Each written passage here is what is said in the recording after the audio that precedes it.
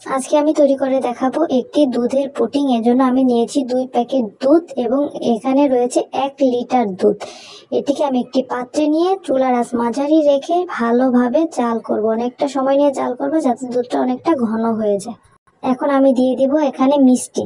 যে যেরকম মিষ্টি খান সেই অনুযায়ী মিষ্টিটা আপনারা দিবেন। আমি দিয়েছি 3 থেকে 4 টেবিল চামচ চিনি। দিয়ে দিব আমি হাফ কাপের মতো গুঁড়া দুধ। তবে নেড়ে চেড়ে জাল হয়ে গেলে সাইডে রেখে দিব এটা ঠান্ডা হওয়ার জন্য। এখন আমি নিব 4টা ডিম এবং জাল করা দুধের থেকে কিছুটা দুধ। এই ব্লেন্ডারে নিয়ে আমি ভালোভাবে দুধ আর ডিমটাকে ব্লেন্ড করে নিব।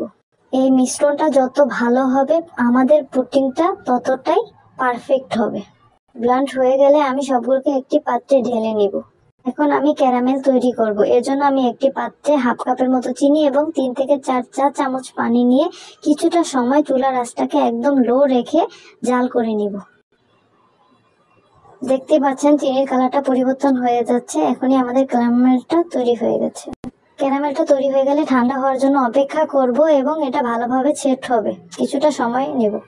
এখন এই ক্যারামেলের ভিতরে আমি ঠান্ডা জাল করে রাখা দুধটা ঢেলে দিব। একটি পাত্রে পানি নিয়ে এবং তাতে একটি স্ট্যান্ড দিয়ে আমি বসিয়ে দিব। এর মধ্যে আমি পুডিং এর বাটিটা দিয়ে দিব এবং ঢাকনা দিয়ে সুন্দরভাবে ঢেকে দিব যাতে কোনোভাবে বাইরে ভাপটা না যেতে পারে। 30 থেকে 40 মিনিট অপেক্ষা করব। এরপর এসে দেখবো পুডিংটা আমার হয়েছে নাকি। দেখতেই পাচ্ছেন পুডিংটা আমাদের অলমোস্ট হয়ে গেছে। এখন পুডিংটা আমি একটি বাটিতে ঢেলে নেব। এরপরে আপনাদের পুডিংটাকে আমি কেটে দেখাবো পুডিংটা কতটা পারফেক্ট হয়েছে।